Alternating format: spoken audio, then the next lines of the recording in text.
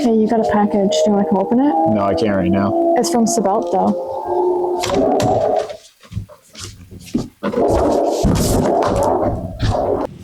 All right, looks like we got our first box from Sabelt, so let's dive right in. We're super excited to announce that we've been partnered with Sabelt for the 2025 race season. We got a bunch of goodies from these guys, so let's jump right in. We have Pad GT. So I got the Pad GT seat at the end of last year. The cool thing about this seat is it's very modular. You can just buy these pad packs and they come in different sizes. So if you have a skinny waist but big shoulders, you can get 2 different sizes for your butt and for your shoulders, or you can go the other way around. There's like 2, 4, 6, 8, 10, 12 pieces in here, so it's very customizable to your body shape because everyone's body shape is very different. We got a toe strap because we all know Mike's gonna go off. Pull Jamie, and we should have 2 harness boxes in here. Ooh, most importantly, t-shirts. Don't need that anymore. All right, now let's check out some harnesses. We've been using Sabelt for a bunch of years now. Sabelt's one of the top brands when it comes to safety equipment, so there was no better person to reach out to than to try to keep us in one piece. This looks like my harness, so my harness was out of date as of this year, so I needed a new one, and I went with their 2-inch black. You can get some fancy colors, but I think black really looks the best in the car. Probably can't hear any of this because it's clinking and clanking. I'll just use it like suspenders for the day. All right, what else do we got? Oh, a bunch of hardware. Sweet. All right, and in this one, oh yeah, we got the classic Sabelt in red. We gotta make sure the passengers stay safe. Okay, let's go down and should be able to throw all this in the car. I think we're good to go. All right, this should be a pretty quick install because I already have the seat in the car. My biggest thing why I wanted them to change the pad widths is because my hips are extremely tight in here. If you look, these all are removable. And we can compare, see how they all come in different thicknesses. For now, we're gonna start by putting the hip ones in. Hip, thighs, actually it's probably thighs. Hip ones, it's hip and thighs. I don't know what I'm saying.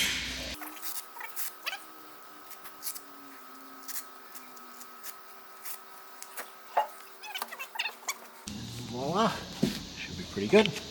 This base one, I don't know if I really had a problem with how high I sit. Is the new one thicker? I don't know. I think it's about the same, but it's new, so we'll use it.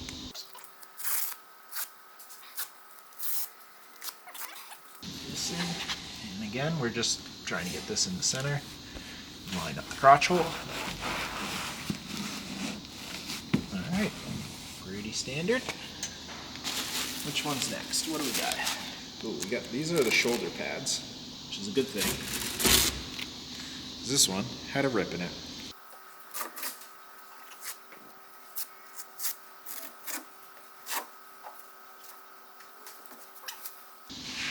So this is like this part, but I think I like how it is around my waist. So let's put the other butt one in and sit in it. See which one we like better.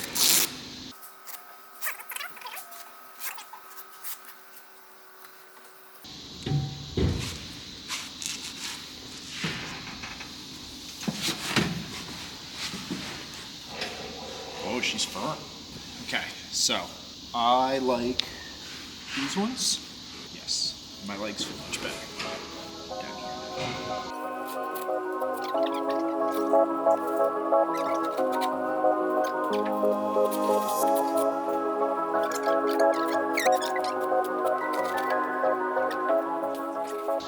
Race car driver. Now, harness. Time to put the harness in. I've had harnesses in this car for years, so all the base plates and bolts are all set up already. I don't have to do any changes. Take this off, wrap everything in. I guess this is, I think, the least fun part about putting in seats. So how you do this, there's a bar. You gotta go below the bar, and then around the bar, in there, back that way, then flip it over, tighten it, and then come back this way. That way I don't shoot out of the car if I get in an accident. And then we roll these up and we kind of just zip tie them out of the way. They make fancy ones, but I've just never used it. Hopefully we do this kind of right on the first try. I'm gonna put them through just for shits and giggles for the moment. And we'll do the crotch stuff so that way I know the top belts line up properly. Just whatever you do for harnesses, don't get the kind that use the rear seat belts. Those are ghetto. Just get a real harness. Your life is more important. All right. Crotch holes. These ones, I definitely am gonna have to tighten because the seat is very low. It's only about 6 inches. It was important, make sure the logos are facing a good direction.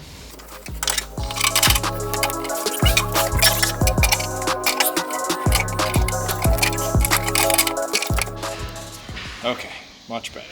It's like a reasonable position. The gonads have no space, but they never do.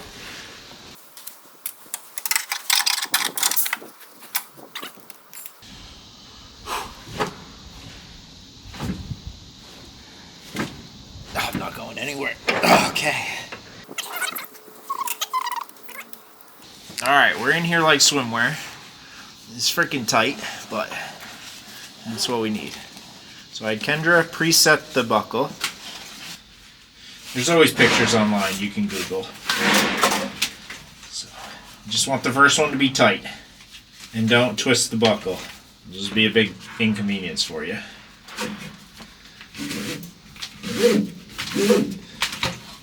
Okay. Do these snug, so that way the guy running the track day doesn't yell at you.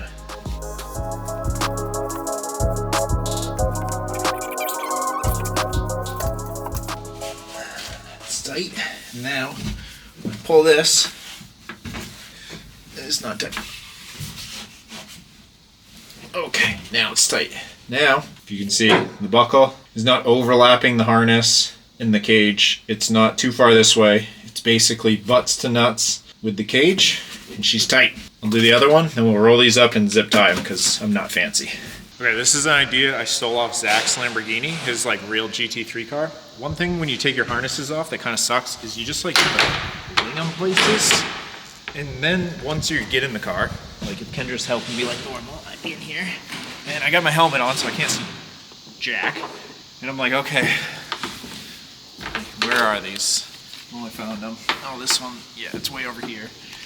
Okay, so I got them. But in the GT3 car, they had this surgical tube, and they like tied it through here, and then this didn't do that. And then this is pulled against the cage. Maybe not that tight, but like that. So that way when I'm in here, everything's good, it's tight. Then when I let go of the belt, boom, the belts kind of just go to this position, and then I can get out and I can do whatever. And when I get in, the belts will always be right here. I assume this is for like quick change driving, but I thought it looked cool, so I'm gonna copy it. And the other one we'll just put over here, so that way this one kind of just flops and should hold in space like that. And just dangle from the ceiling when I'm not using it. I can just grab it, boom. And it's not like a bungee cord, but this is like stretchy enough that it doesn't put any tension, really, when it's down. And it kind of just will flop into place. All right, now that the Sabelt stuff's in the car, it's time to work on suspension, which means I need to weigh the car, so we're gonna find out how much she weighs, or how little she weighs. Hopefully, how little she weighs. Let's go get side skirts and doors out of the shipping container. We're gonna make it look like a car again.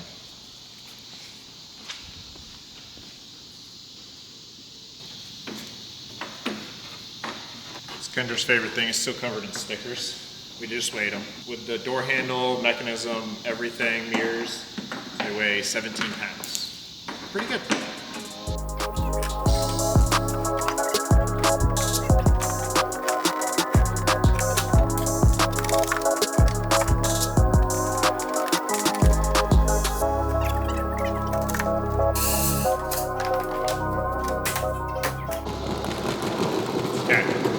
Really, I should swap the front springs and get corner balance a little bit in alignment, but I'm too actually excited to wait.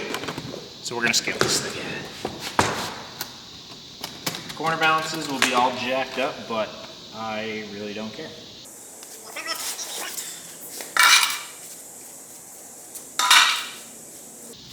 I did put 200 pounds in the car for me. I have a passenger seat, which I'll never run with, but it helps for tuning. As you saw, Brendan's sticking halfway out the car. my guess is going to be 3,000 pounds with me in it. What was it last year? 32.25 With you in it? with me in it. It was 30.50 without me in it. The goal would have been closer to 2,900 with me in it, like a 2,700 pound car. I don't think I quite got there, but I think I got to 2,800 without me, so.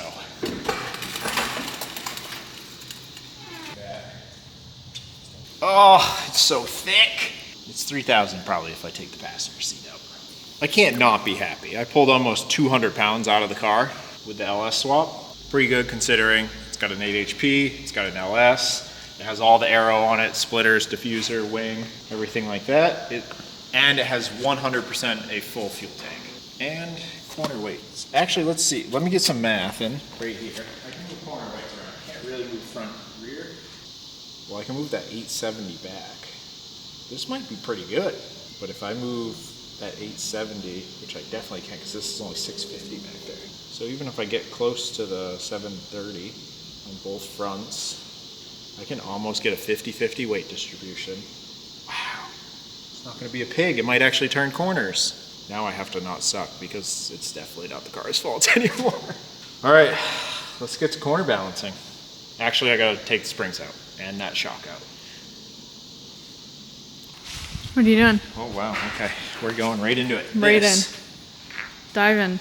It's a KW V4 racing coilover. So this is not like any of the standard KW coilovers. This is what an IMSA or a factory built GT car would actually run. It's inverted shaft, so that means changing the springs is kind of weird. We have to take the whole bottom of the coilover body off, and then the strut is gonna slip off this way. It's a very weird design. As you can see, there's some dirt and stuff in there. So we're gonna re-grease the shaft and make sure the roller bearing is all good. You can see it's got a little bit of crunch to it. We'll put it in the ultrasonic and then we'll re-grease it. So let's take it apart. First step, removing the knobs. Put it in full hard rebound first, so that way I know where I'm at. Loosen the set screw. You would think that would make it come off. Okay. It makes it come off. It comes off. Well, there's a circlip on there, so I just anticipated the circlip. I'm going to decompress, I would say, the spring now. So I'm just going to move the threaded part down. Be backing up like it's going to blow up. Mm-hmm. We're going up in spring rate this year a little bit. Car had a little bit of body roll, nothing bad. It was a good mechanical grip. But we're going up in aero, and we're gonna go down in sway bar thickness. So I still have the Hotchkiss bar up front, but in the rear, we're running just an OEM sway bar now. We're gonna use more mechanical grip from the springs in the body roll than we are from the sway bar. With a stiff sway bar, BMWs really like a stiff sway bar, but too stiff, and you'll pick up the inside tire, which is what I was doing, and just doing burnouts. So we had to fix that. One tire fire when you have a really nice LSD is not the move. It's not like your standard spring, there's no load, so we're all safe here. All right, nut is off, keep that in a safe place. And now it's gonna be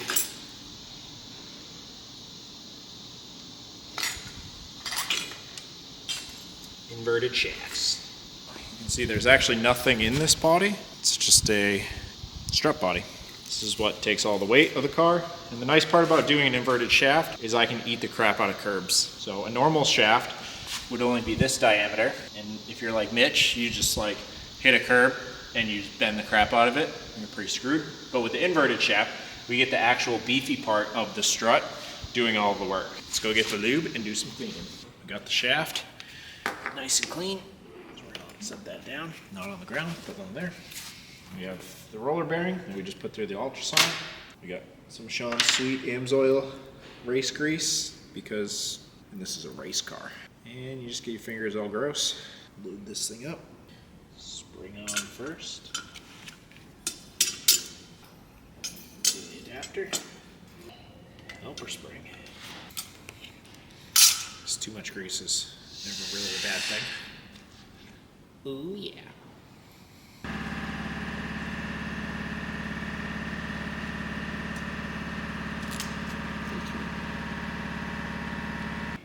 I'm ready when you are.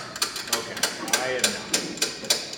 All right, now it's the exciting time of doing the corner balance. So This is a huge pain in the butt because you gotta go up and down, up and down, up and down, and then do an alignment, and up and down, up and down, up and down, up and down, and see if ride height's still okay, and then up and down and up and down. It's a very repetitive, very long process. That's why it's pretty expensive. So we're gonna go down on the scales, see where we're at first. You can't really move weight totally just front to rear. Like you can't always have a 50-50 weight distribution. What we can move is diagonal. If we go up in this weight, we're gonna go down in the weight in the corner. We're gonna go down in that diagonal in the back as well. And basically just pushing weights in an X over and over and over and over again till you decide that, okay, my cross weight is 50-50 or close enough to 50-50. Why you want the cross weight to be 50-50 so that it turns right and left the same. If you're too heavy on one side or too light on the other, it will turn better left than it turns right. So you don't want that. You want it to at least be even if it doesn't turn well. It's got to at least turn sucky both right and left. So let's go down here and see where we're at. Scale's on the right side now. All right, we're all the way off. So right now, this side weighs 850, but that side in the front weighs 744. And that is because this side's 28 and an eighth off the ground. And this side is 27 3/4. So first, we're gonna go up on this side. Take the wheel off.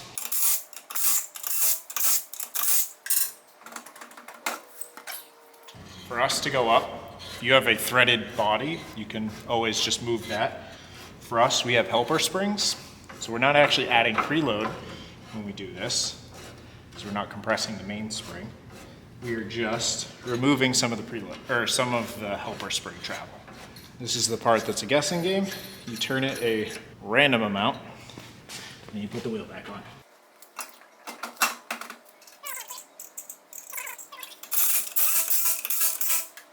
Now we go back.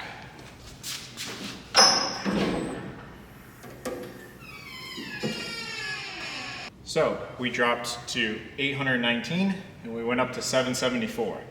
Now comes the tricky part. So 744 and 819. So this cross weight is pretty high compared to that cross weight. So now I need to do some mental math to figure out, right, I might have to push up this backside to get some more weight on that one.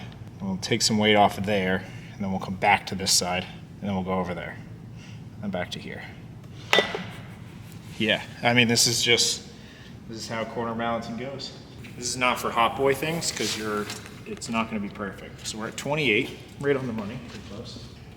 We're still at 28 and 27 3/4. 28 1/4. So that makes sense. That side has to come up a little bit. All right, you guys aren't gonna watch this whole thing, so because I'm gonna be here for another hour just doing the same thing over and over.